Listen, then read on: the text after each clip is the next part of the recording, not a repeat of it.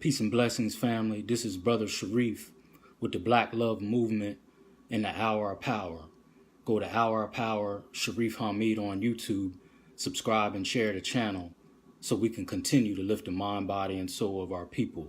We'll give it a few seconds and see if a couple people log on. I know it's a Saturday evening. A lot of people with their families and watching football. Football is upon us now. So hopefully those of us who are serious about uplifting the mind, body, and soul of our people, we don't make football our religion and way of life from now, which is September, all the way through February. I know I may step on a few people's toes by saying that, but it is the absolute truth. We do not want, in particularly black men, we do not want football and basketball, but in particularly football right now, to become our religion and our way of life from now until February, or even further if you're talking about basketball, right? Sundays, Saturdays, and Sundays. If it was a study out, I doubt if it's such a thing, that would compile the amount of hours that black men sit in front of the TV and watch football on Saturdays and Sundays, and then you start comparing that, if they would take that same amount of hours and pay attention to their family or do community work, it is absolutely astonishing. Now, I'm not going to be no hypocrite. Brother Shareef likes basketball and I love football, but it is a temporary escape from reality for me. I'm going to say it again. Football is a temporary escape from reality for me. I work hard. I work hard at my job, and anyone that knows me knows I work hard with my own boys in my community. If I wasn't to take some kind of break, I would lose my mind if I already haven't lost it. So I do watch football, I do watch basketball, but it's a temporary escape from reality so I don't lose my mind. But if it's something going on in the community, if someone needs my help, it's easy for me to put that remote down and to get out in the streets and do what I need to do. It is actually our second obligation in life if you're a God-fearing child and if you say you follow the Most High. What do you mean by that, Brother Shareef? Your first obligation is yourself and your family, whoever is in your immediate family. That's your first obligation. Take care of self and your family. But if you read Bible, Quran, or any scripture, it talks about your obligation to your people and your community. Jesus fed the 5,000. Muhammad was out in the community doing this, and that. Krishna was out in the community doing this, and that. Buddha was out in the community doing this, and that. Abraham, Moses, on and on. That is your second obligation. Our great brother, Muhammad Ali, may God be pleased with him, meaning the boxer. He said one of the most profound statements I ever heard. He said, we pay our rent on this earth by our service to others. That's what our brother said, Muhammad Ali. He said, we pay our rent on this earth by service to others. So that is very profound, and it's true if you claim to be a God-fearing child. So I'm not trying to step on anyone's toes. It's just, brothers, for the love of God, our communities are in trouble. Our boys need us. Our girls need us. My wonderful brother, Alafia Watkins, man, salute to that brother. What I saw today almost brought tears to my eyes. The way that brother, he ain't looking for any accolades from anyone. Every Saturday, he goes out in the community right there at Penn Park and gets children who may not even leave that immediate area unless they go to school. And out of his pocket, his own pocket, he gets them donuts and snacks. And I try to help him out when I can, but this is his program. And the day we brought the children there, and the program was about concentration. So we had a foul shooting contest, and we related it to sports, right? And he taught them about concentrating, and I contributed, and how to relate that to school. And one young man won it, and he gave the brother a bike. Where is the news for that? If he would have stole the damn bike, let me stop. Viewer discretion is advised. Viewer discretion is advised. This ain't the church. It's not the mosque. This is the hour of power. If he would have stole the damn bike, the news would have been all over it. The news should have been there to see, but the brother ain't worried about that. Gave the young brother, a bike. So our community is our second obligation in life, male or female, but particularly the males. So for the love of God, brothers, don't let football, the NFL, become your religion and way of life these next couple of months. The amount of hours that is spent in front of that TV could just divide some of it up and put it into your community. Boy, what kind of community we have. Boy, what kind of problems and issues we could knock down if the amount of brothers be glued in front of watching Tom Brady, who don't give a damn about you, Aaron Rodgers, who don't give a damn about you, and all them other ones. Dedicate some of that to your community. Now, in the name of God, the gracious, the merciful, we give him praise and thanks for his mercy and his goodness to the human family. If all the trees upon the earth were pens to write with, and if all the oceans were ink, and then another 7 oceans to add to its supply, the writing would still not be enough to explain the glory of God. For he's the exalted, all-powerful, all-wise. We confide in no other in our time of need, and we praise no other in our good fortune. He is one. And even if I live to be 1,000, it would still not be enough to thank God for his many blessings and gifts. He is one. So again, this is Brother Shareef with the Hour of Power. Go to Hour of Power, Shareef Hamid on YouTube.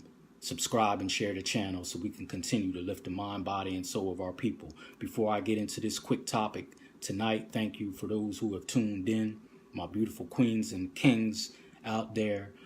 Next Friday, September the 7th, we have a very beautiful community event for the community. It'll be at Kiwanis Lake from 12 to 8. A good brother from out of town named Chuck Raw. I've been in contact with this brother, and he asked me to help him with this program. I don't know the exact name of the program. All I know is from 12 to 8 at Kiwanis Lake, it's going to be a community program. Jump houses, games, spoken word at Kiwanis Lake from 12 to 8. Now, first part of the day, the youth will be in school.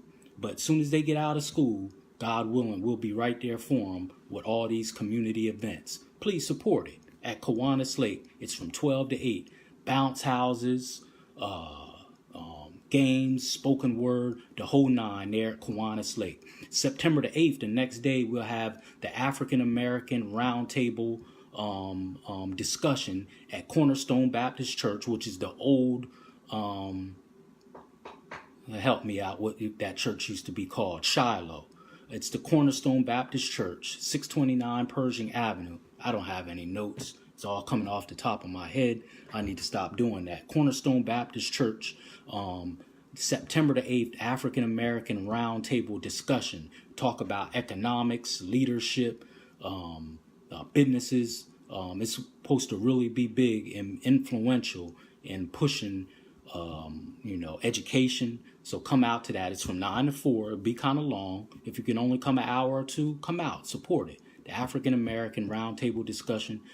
People from out of town will be coming to discuss these different issues: economics, leadership, education, the whole nine. Next Saturday, September the 8th at Cornerstone Baptist Church. Please come out. September the 23rd, which is a Sunday at Penn Park, the Pan-African Market will have an event at the park. The Pan-African Market, I hope I'm saying it right. They will have an event there pushing Pan-Africanism. Well, what's that, Brother Shareef? Google it. Google it. What is Pan-Africanism? A new term, not a new term all over, but it's kind of a new term that's going to start spreading here in York, PA, the Pan-African Market. I'll be speaking there, God willing. They invited me to speak there. A sister by the name of Akila. She's kind of spearheading this thing. And it's going to be at Penn Park on September the 23rd, starting at 11 a.m. at Penn Park. And I'll be speaking there, and other brothers and sisters will be speaking there, talking about Pan-Africanism. Look it up and see what it is. If I missed anything else, inbox me. Now, this topic about hunger in America and worldwide, it is absolutely a fraud, and it's shameful. Now, that's what tonight's topic is about. Hang in there with me. It's about hunger worldwide, and particularly here in America. It is an absolute fraud, and it's shameful. Now, in 1985, those of us who are in my age range and peer group, do y'all remember the song "We Are the World" and "We Are the Children"? They had a collaboration of our most known singers, Michael Jackson, who was some of those other singers on that? Some country singers. Quincy Jones produced the song, right?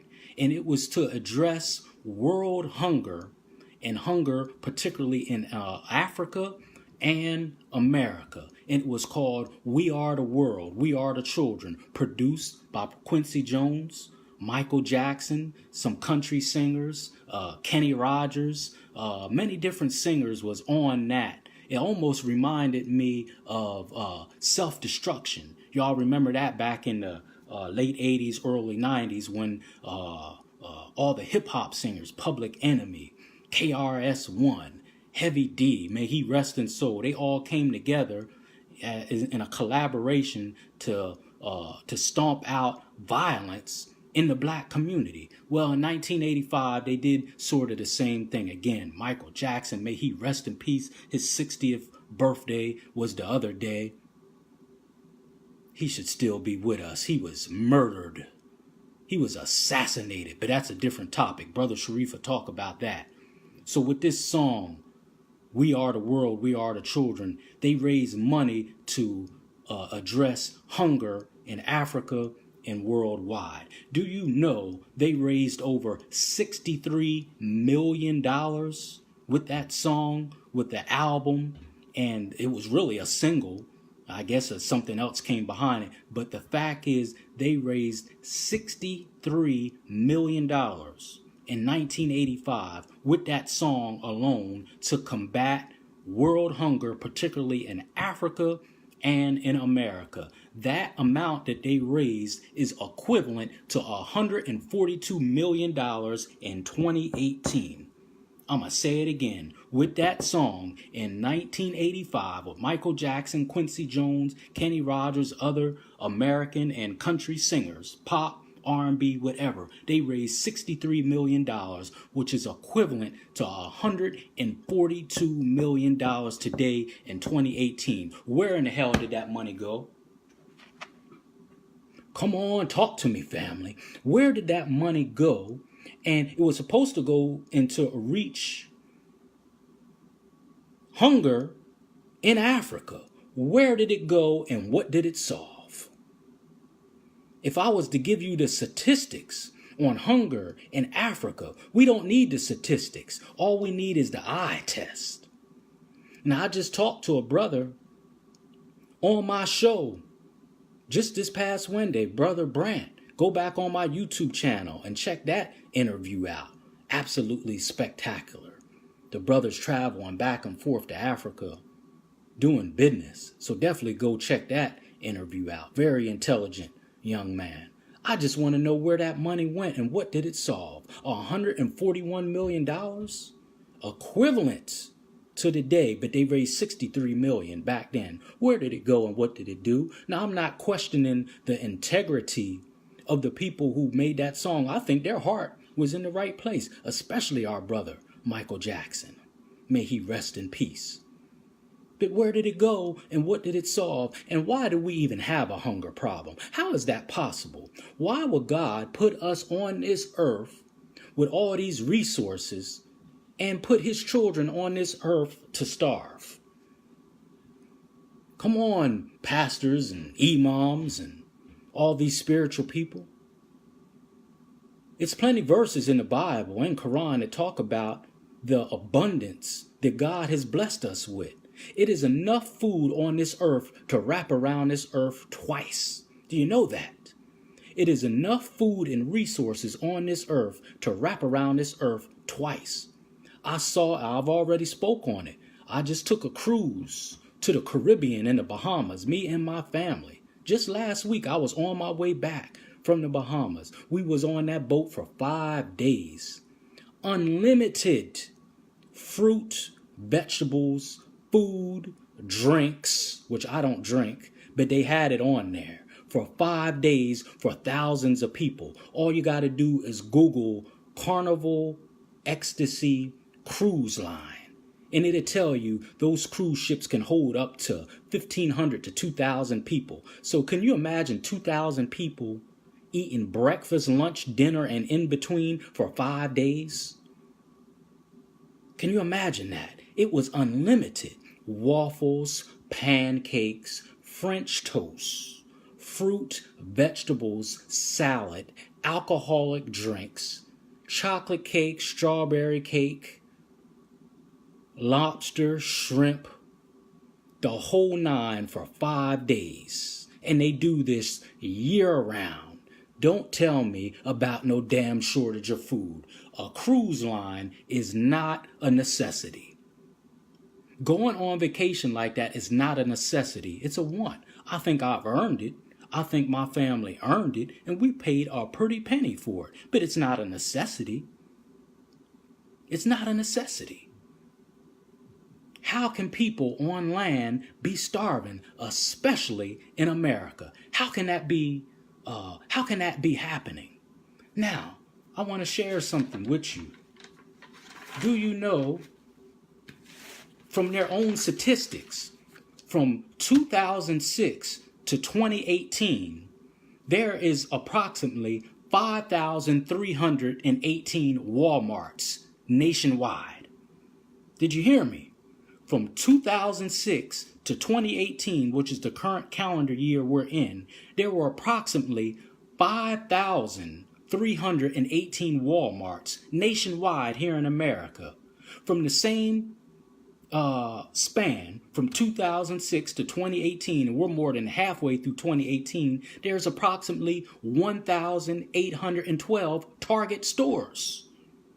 I'm going to say it one more time so you catch what I'm saying here. From 2006 to 2018, approximately 5,318 Walmarts, including Sam's Clubs, superstores, and grocery stores. Approximately 1,812 Targets. What do them stores carry? Unlimited food, groceries, fruit, vegetables, snacks, and a bunch of damn junk. How can people be starving with all them stores? And that's approximate. Everywhere you go, there's only 50 states in the United States. Did you hear what I said? There's only 50 states in the United States, but we got 5,318 Walmarts, 1,812 Targets.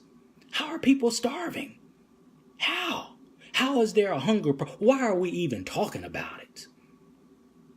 Did you hear the statistics earlier with the amount of money they raised with We Are the World? We Are the Children? 63 million raised for hunger in Africa, in America, which is equivalent to $141 million today. Where did that money go?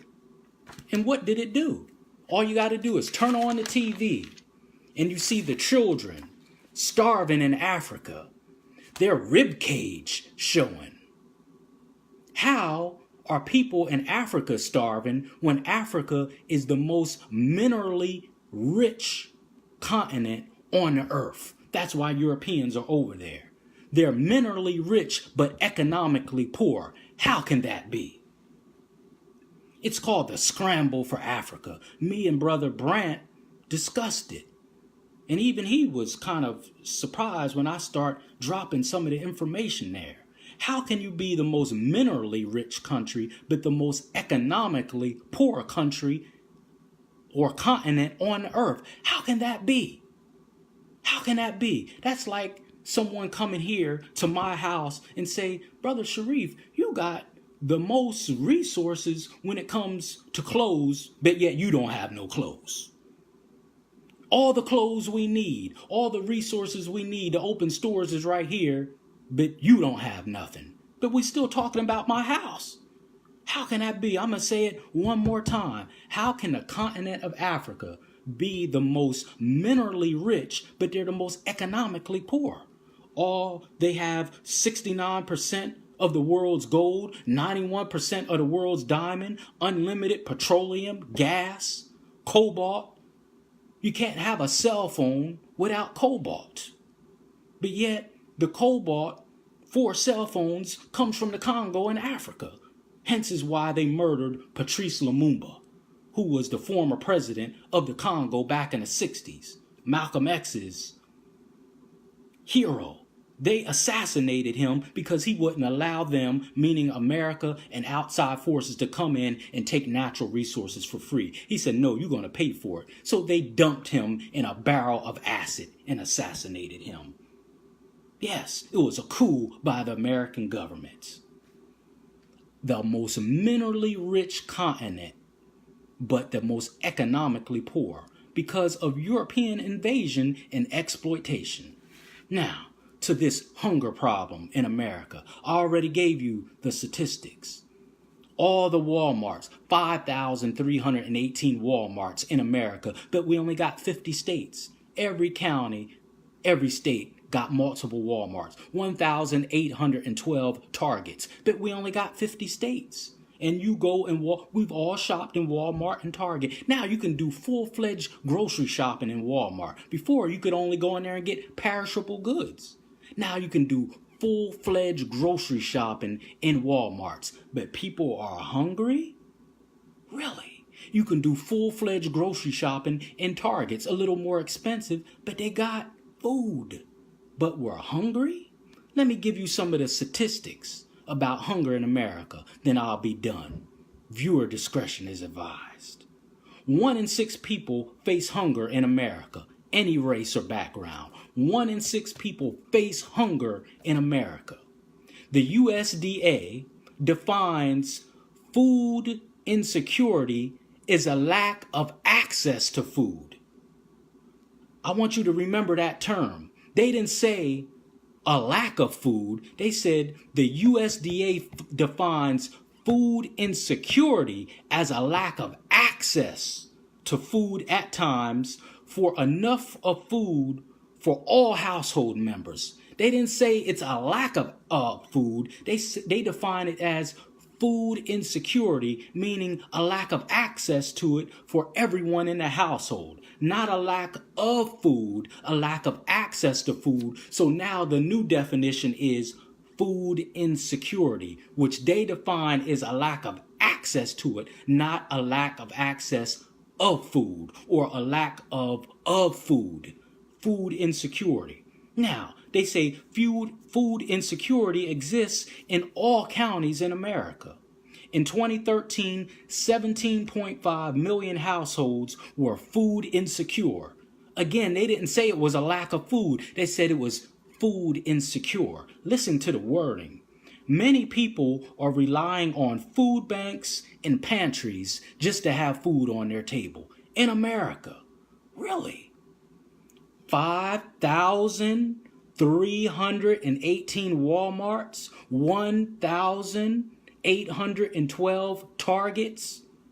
I just went on a cruise for 5 days, unlimited food for 2,000 people on a cruise ship. Breakfast, lunch, dinner, and in between. And they do this year round with multiple cruise lines. Really?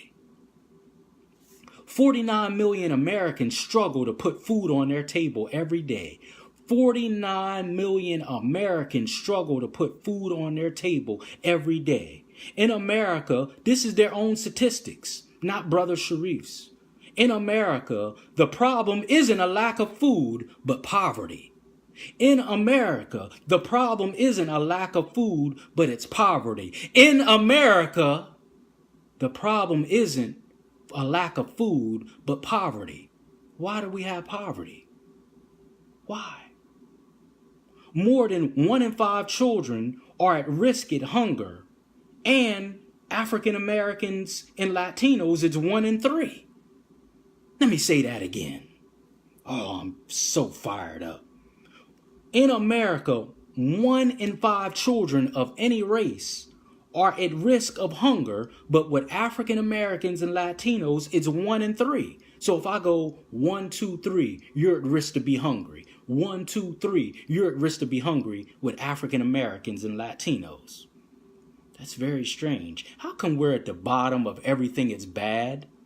I mean, we're at the bottom that everything that's good, and at the top that everything is bad. Do you think that's accidental, or do you think it's some design to that? Who populates Africa? Where was the first man found, the first human being found? Africa. But yet, we have a hunger problem?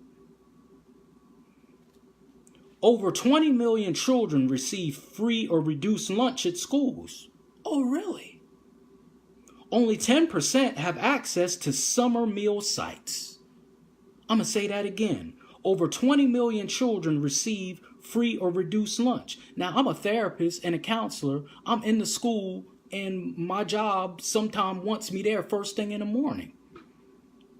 You notice they're not talking about children skipping school as much? What happened to that? I'm going to say it again. They're not talking about children skipping school and being absent from school as much. You want to know why? I just told you. Over 20 million children receive free or reduced lunch and breakfast at school. But only 20% of them have access to it during the summer. You should see the children lined up first thing in the morning at schools because of the free lunch and the free breakfast. Very interesting. But only 10% of them have access to it during summer meal sites. So what's happening during the summer? What's going on? Marvin Gaye asked a good question. What's going on?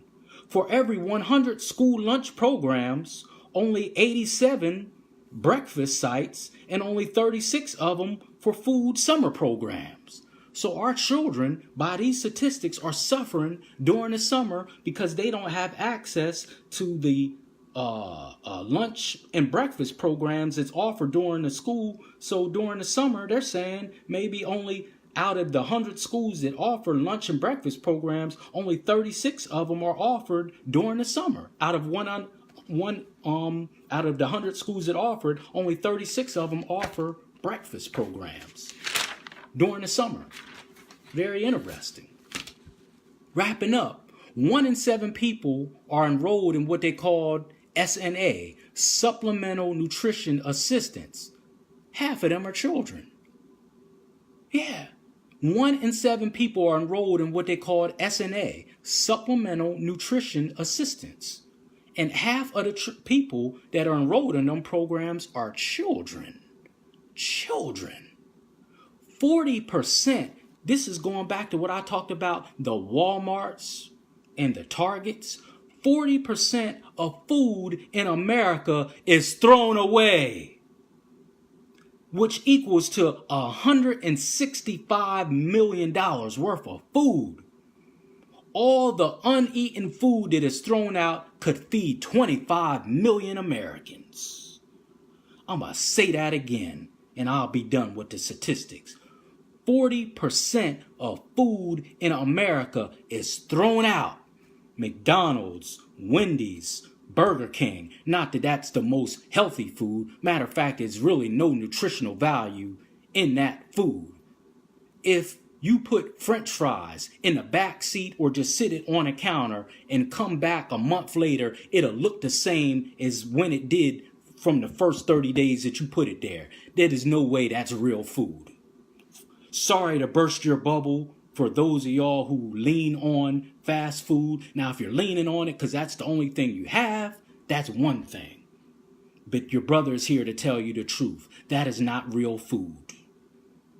How can you, if that is real potatoes, set French fries on a co-worker actually told me this. They said, Brother Shareef, I got a little upset with you when you start talking about how fast food wasn't real food. She said, but then I saw it for myself. I said, what do you mean, sis?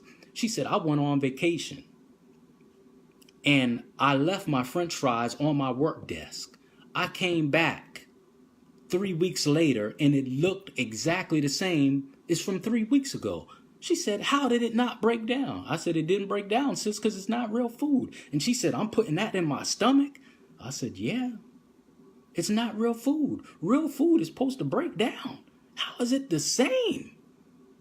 She said the French fries looked the same as it did when I left it there 3 weeks ago when I went on vacation. I said, it's not real food, and we're putting that in our stomach. Another person on YouTube took a hamburger from McDonald's or Wendy's or one of them places, and they incinerated it, set it on fire, and they had to do it 2-3 times to even get it to break down, and we putting that in our stomach? It was a hamburger. And one time, me and my brothers, we set the hamburger out in the sun, in the direct sunlight, and then they put some Sprite on it, which got that acid and fizz to it, and worms started coming up to the center of the hamburger. Yeah. Gotta stop feeding us and our children this, whatever it is. Back to this last statistic. 40% of food in America is thrown out, or that equals up to $165 million worth of food. All uneaten food could feed 25 million Americans. There's no such thing as a shortage of food. It's enough food on this earth to wrap around this earth twice. In their own statistics says that there's no such thing as a lack of food. It's called food insecurity, which means a lack of access to it and poverty. And where does poverty come from? Why do we have poverty? Even if half of America was lazy, if we want to blame it on that, it's still enough food to feed everyone. It's food insecurity by their own statistics and terminology, a lack of access to it. Why are children in Africa walking around with their rib cage showing? And they had a song come out, We Are the World, which I talked about in the very beginning of this podcast, back in 1985. And they raised 63 million, which is equivalent to 141 million. But yet they keep coming out with commercial after commercial. Please send this money to these starving children in Africa. And where's that money going? Where's it going? You keep coming out with the commercials. People keep donating. There are people in America who care. White, black, whatever. We keep sending the money, but we keep seeing the starving children. Where's it going? And how is there a hunger problem? You raised $63 million. Where did it go? Where is the breakdown of where that money went? Now, if you Google it, it'll say it went to humanitarian aid. Now I'm talking about the We Are the World song with Michael Jackson and others back in 1985. It said it went to humanitarian aid, particularly in Africa and America, but yet we have the statistics that I just ran down. How is that possible? And y'all keep coming out with these commercials saying, give to these starving people in Africa. And you show these pathetic children, not that they are pathetic, they're just in a pathetic situation. You show these children gaining our sympathy. And people donate. We don't know where the money is going, but we still seeing the problem persist year after year, day after day, week after week. And how is that possible in America? Mr. Sam Walton, the owner, this founder of Walmart, Sam's Club, it's all the same thing. Have you ever walked in these places? Aisles and aisles of food and water, perishable goods. But yet, I just ran down the statistic. 1 in 7 people, no, that's not it. Where's those statistics again? And then I'll be done. This is astonishing. Over 20 million people receive free or reduced lunch. Really? 49 million Americans struggle to put food on their table, but we got over 5,000 Walmarts nationwide, but only 50 states. Food insecurity exists in every county in America. 17.5 million households are food insecure. Not one time did they say a lack of food. Damn shameful. This is Brother Shareef with the Hour of Power. Go to Hour of Power, Shareef Hamid on YouTube. Subscribe and share the channel so we can continue to lift the mind, body, and soul of our people. What's the solution to this? What is the solution? If you know someone and they need food, try to help them out. It's children going to school hungry every day. Look in your own backyard. If you got a couple extra dollars, especially with children, try to help them out. I don't know the overall solution, else I would give it to you. America got this thing on lock. They keep creating problems. They got the solution to the problem and they putting it right in front of our face. They said there's no such thing as a lack of food. That was the purpose of the We Are the World song. It's a lack of food. How? They're telling you with their own statistics, there's no such thing as a lack of food. They call it food insecurity, a lack of access to it. So we got to take care of our own backyard. The best way to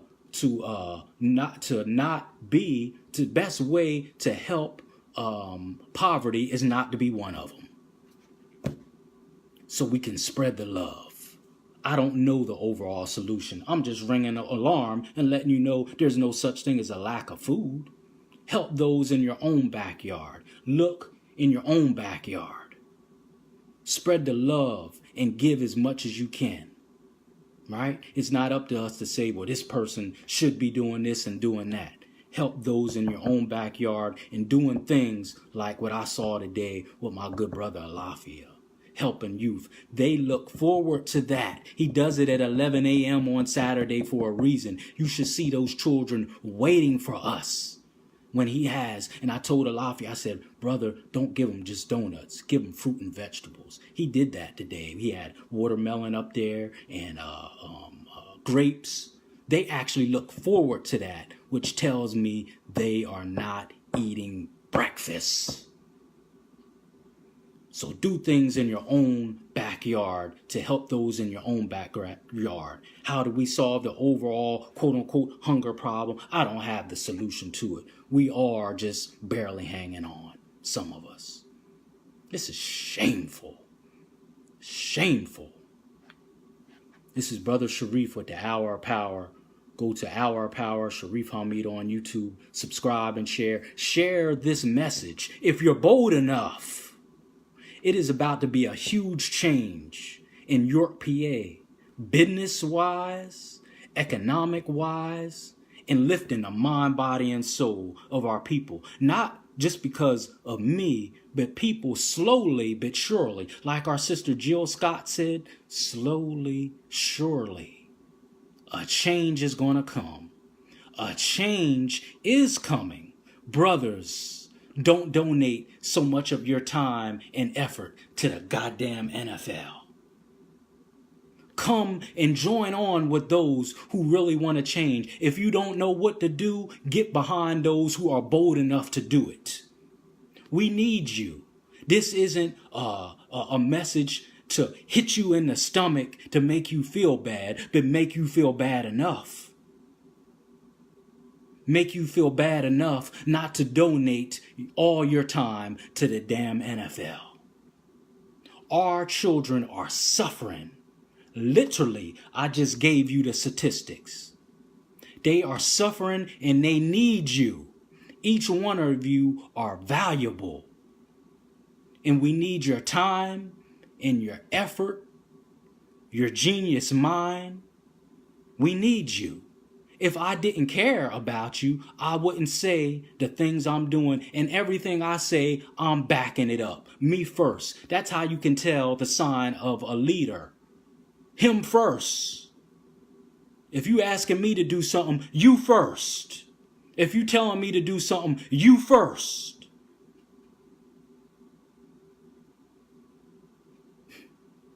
Go on my YouTube channel and check out some of the past interviews that we've been doing. And I thank you, all of those who have been helping to lift the mind, body, and soul of our people. Get behind our sister, Rhonda Lowe Greer, with the hair salon.